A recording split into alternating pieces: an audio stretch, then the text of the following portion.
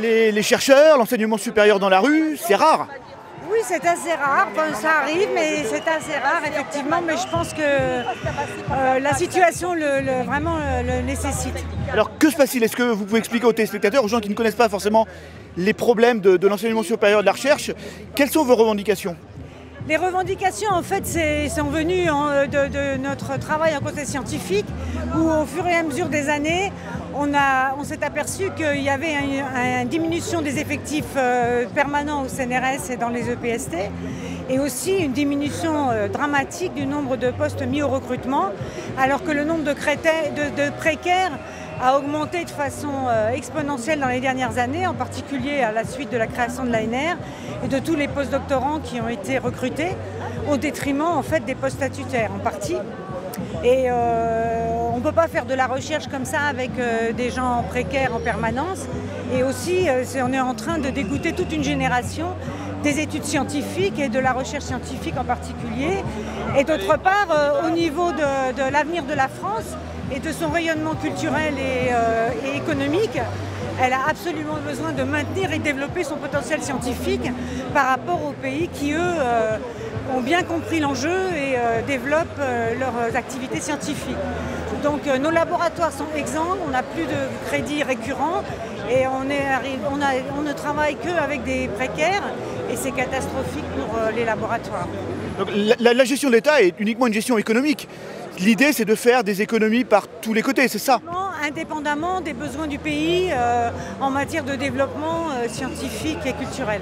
Alors on peut peut-être expliquer aux gens que la science, la recherche, ça n'est pas seulement un coût, mais ça rapporte beaucoup pour le pays, pour les brevets industriels. Voilà, vous pouvez développer un tout petit peu là-dessus, expliquer aux gens comment ça se passe. Ça n'est pas seulement une charge pour la société, n'est-ce pas? Non, la recherche scientifique, c'est un investissement, c'est ce qu'on dit, c'est l'investissement d'avenir. Le vrai investissement d'avenir, c'est d'investir dans la recherche si on veut faire de l'innovation, si on veut garder notre rang culturel dans le monde et si la France veut garder son activité scientifique. Les scientifiques français sont très bons par rapport à toutes les... Enfin, en performance par rapport aux moyens qui sont mis. Mais à un moment donné, les moyens sont indispensables. Et finalement, ça ne coûte pas très cher et on dépense des milliards d'euros dans le crédit impôt recherche qui a très peu d'incidence sur l'innovation et la recherche et au détriment des activités scientifiques. Comment ça se passe dans les autres pays? Est-ce que les universités, notamment, sont mieux dotées qu'en France? Est-ce que vous le savez? En général, oui, ça dépend quel pays, bien sûr. Hein, on peut pas... Ou les pays, à tout le moins, de la communauté européenne. Tout à fait, en particulier en Allemagne, puisqu'on prend toujours l'Allemagne en exemple, allons-y, quand elle est dans le bon sens. Et aux États-Unis, le Japon, la Chine, tous les pays émergents font un effort vraiment très important en recherche. Donc ce qu'on voit derrière nous, c'est effectivement une manifestation extrêmement importante, un cri d'alerte pour développer l'emploi scientifique. L'emploi scientifique donc aussi bien dans les organismes que dans les universités et pour tous les personnels. On voit qu'il y a de plus en plus de personnel précaire. Je donnerai qu'un exemple, il y a plus de 100 000 vacataires par exemple pour faire des cours dans les universités, dont 8 000 font plus d'un demi-service, c'est-à-dire que ça correspond à 4 000 emplois pérennes statutaires. Donc c'est quelque chose qui est absolument dramatique et en une année où on est plutôt satisfait, plutôt heureux de voir des étudiants qui arrivent en plus grand nombre, en particulier dans des filières scientifiques qui étaient, entre guillemets, légèrement délaissées ces dernières années. Le message que l'on envoie, que le gouvernement envoie en diminuant dans le budget, dans le projet de loi de finances 2015, en diminuant les budgets sur l'enseignement supérieur et la recherche, notamment sur les crédits de fonctionnement, c'est qu'on est dans une situation où les étudiants sont une charge. Ce qu'on disait tout à l'heure, la recherche, l'enseignement supérieur sont des charges alors que ce sont des investissements d'avenir extrêmement importants.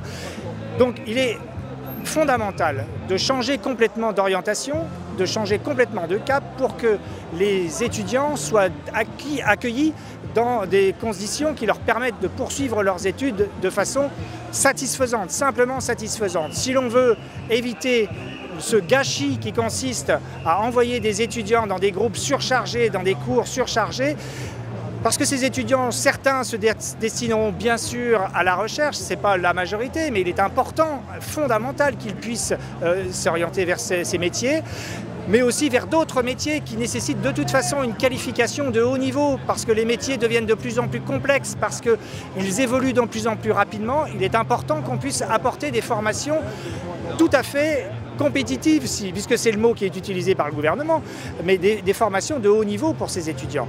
Et là, le message que l'on envoie, il va exactement à l'inverse de cela. Justement, qu'est-ce que vous attendez très concrètement des pouvoirs publics comme réponse ?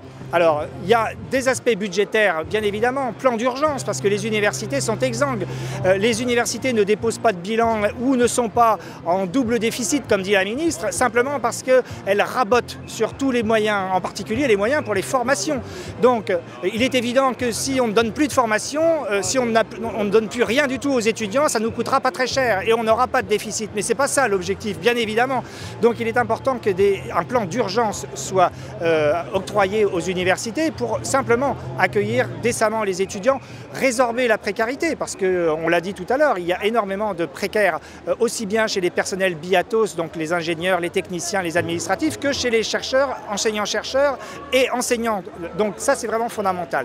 Et au-delà, il faut un vrai plan pluriannuel d'emploi, et non pas celui que nous concocte la ministre, parce que celui-ci est gagé par des baisses de crédits de fonctionnement qui font que les universités transforment ces postes, gèlent ces postes, suppriment ces postes simplement pour avoir la masse financière qui leur permet de fonctionner.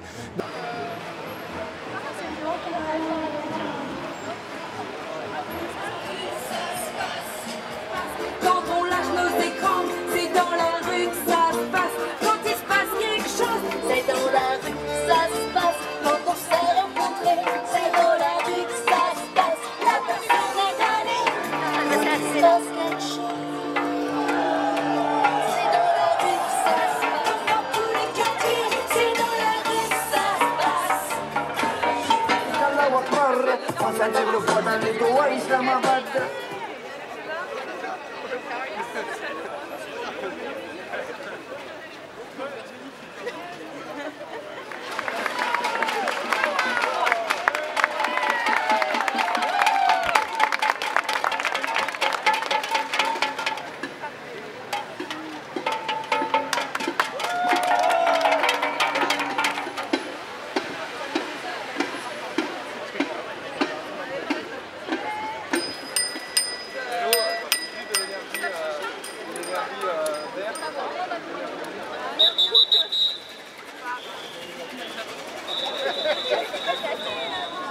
Les étudiants, les chercheurs, l'université, dans la rue, c'est étonnant ?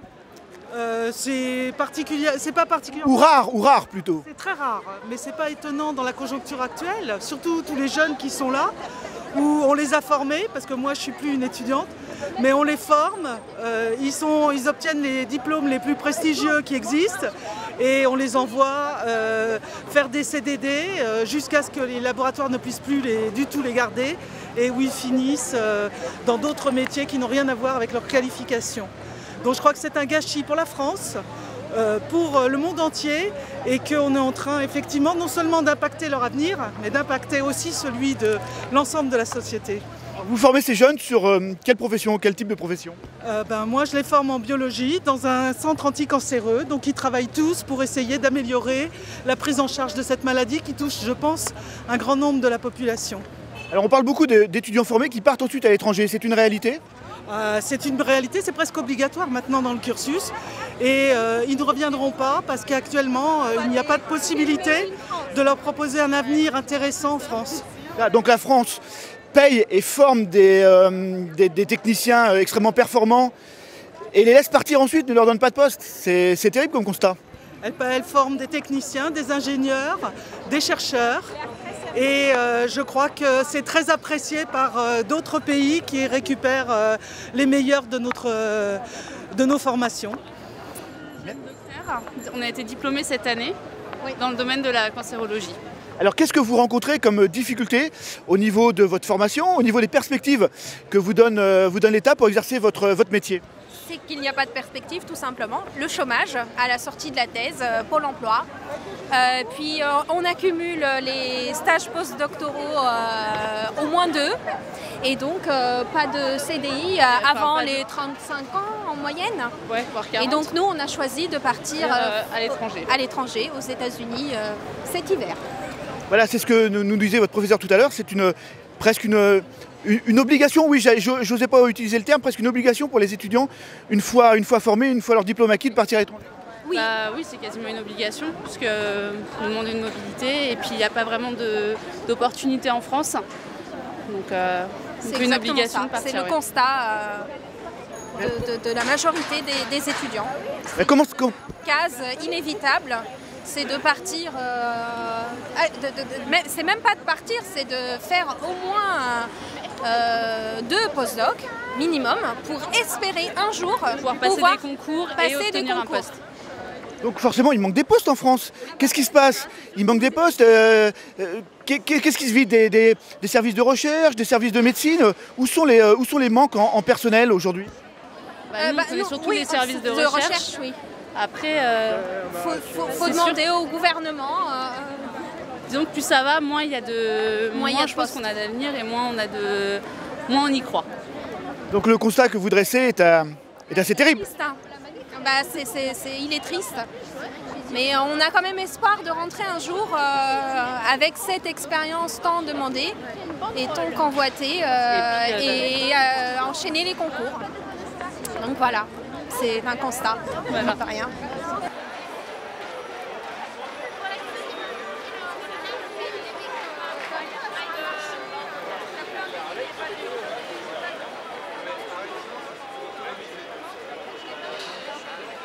Bonjour. Bonjour. Alors quelle est cette tenue? Vous nous faites peur là, on parle beaucoup d'Ebola en ce moment. Oui, ça a l'air d'être une tenue NBC là, très protection qu'on utilise dans nos laboratoires de confinement. Voilà. Qu'est-ce que vous faites vous comme métier? Alors moi je suis ingénieur et je suis responsable d'une plateforme de production de vecteurs viraux. Voilà. Donc vous avez beaucoup de travail en ce moment? Non, pas plus que d'habitude avec les virus? Pas forcément plus. Ebola c'est très particulier, c'est un domaine très particulier destiné à un certain nombre de gens. Alors quelles difficultés vous rencontrez vous dans votre profession? La première c'est de trouver de l'argent, parce que malheureusement on manque de financement aussi bien public que privé. Et sans ça malheureusement on n'arrive pas à avoir assez de personnes qui puissent travailler avec nous. Vous êtes basé où?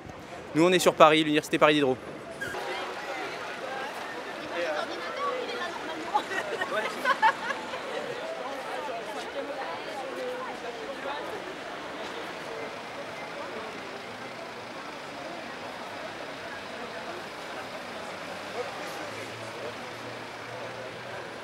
On n'a pas peur.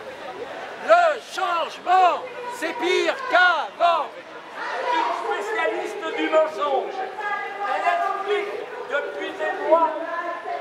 Et c'est tous ensemble qu'on va gagner. Et c'est tous ensemble qu'on va gagner. Jeunes étudiants, chercheurs et enseignants, c'est tous ensemble qu'il faut lutter parce que c'est tous ensemble qu'on va gagner. Parce que c'est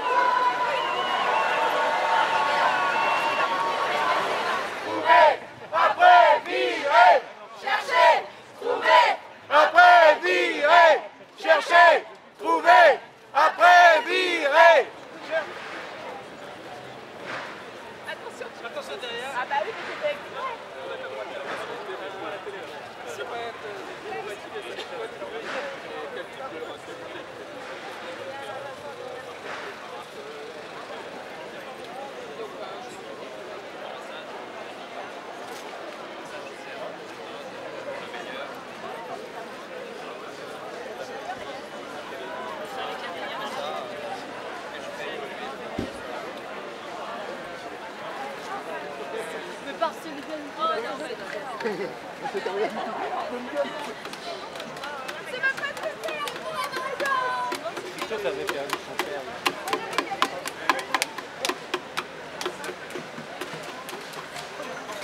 L'hôpital Robert Debré, que se passe-t-il? Que se passe-t-il? On est une unité INSERM à l'hôpital Robert Debré, la seule unité qui faisons de la recherche en néonatologie et sur le développement cérébral.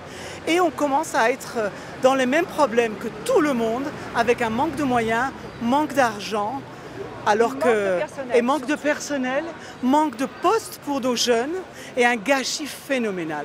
Alors c'est l'économie généralisée en France. Actuellement, il faut faire des économies partout.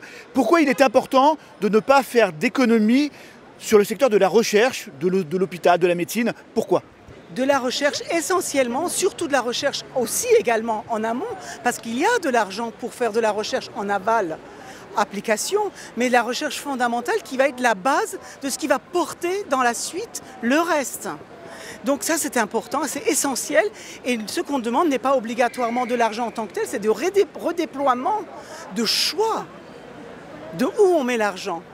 Et on est en train de sentir qu'on est en train de prendre la dérive alors que d'autres pays ont déjà choisi très nettement de mettre de l'argent pour la recherche et la recherche fondamentale qui sera l'avenir.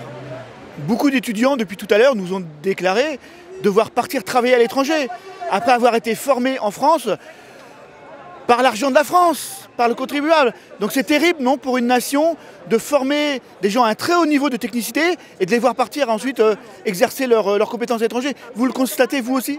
On le constate et on constate aussi surtout que maintenant ils commencent à nous abandonner. Ils ne viennent plus parce qu'ils savent qu'il n'y a pas de possibilités. Et même nous, si on a envie de leur montrer, de les former, de transmettre nos savoirs, on ne peut même plus le faire parce qu'il n'y a pas de continuité dans le temps. Il n'y a plus personne qui porte des histoires scientifiques pleines, entières, parce que tout est morcelé. Et ça, c'est délétère. On retrouvera les conséquences dans les années à venir. On s'en mordra les doigts. Oui, c'est la question que j'allais vous poser. Dans les années qui viennent, vous voyez comment, vous, l'avenir de la recherche et de l'université en France? Malheureusement, s'il n'y a actuellement rien qui est fait, ça va dégringoler, on va se retrouver derrière la Chine, la Corée et l'Inde et plein d'autres pays. Et là, on va s'en mordre les doigts parce qu'à ce moment-là, c'est carrément tout ce qu'on représente. Tout le travail, toute cette énergie qui sera entièrement dissipée et vraiment du gâché. Gâché d'argent, gâché de formation, gâché de tout. Que ce soit en France ou dans toute l'Europe d'ailleurs. Le problème est européen. Pays, hein. Je crois que le problème est européen. D'autres personnes nous ont déclaré que dans des pays comme l'Allemagne notamment, la recherche était beaucoup plus valorisée et les moyens étaient plus importants. Elle est valorisée, mais il y a quand même un problème au niveau des financements de la recherche. Il faut savoir que la France donne de l'argent à la Commission européenne pour redéployer vers la recherche. Et on nous culpabilise de ne pas faire soi-disant de demande de contrat parce que la France n'a pas son retour sur investissement de ce qu'il a misé. Comment convaincre les politiques? Justement, ces mouvements, pas seulement manifestations, en sensibilisant le public. Et je pense que ces mouvements-là, Science en Marche, a pour la première fois, depuis le temps que je fais de la recherche, décidé de sensibiliser d'abord le public. Et ça, c'est important. Et j'espère qu'on sera entendu. On continuera. Mais nos sociétés fonctionnent sur le rapport de force. Manifestation, grève. Quel moyen de pression, si vous n'êtes pas entendu, vous avez, vous, les chercheurs? Nous, les chercheurs, à la fin, c'est terrible d'avoir à dire, mais j'ai imaginé des situations extrêmes où les laboratoires vont refuser tout simplement de prendre tout stagiaire de n'importe où. Imaginez toutes les formations qui envoient leurs étudiants en stage et que nous, on ne reçoit pas. Parce qu'on n'a plus les moyens, parce qu'il n'y a plus rien. Sous bloc. C'est peut-être le seul moyen s'il faut en arriver là. J'aimerais qu'on n'y arrive pas.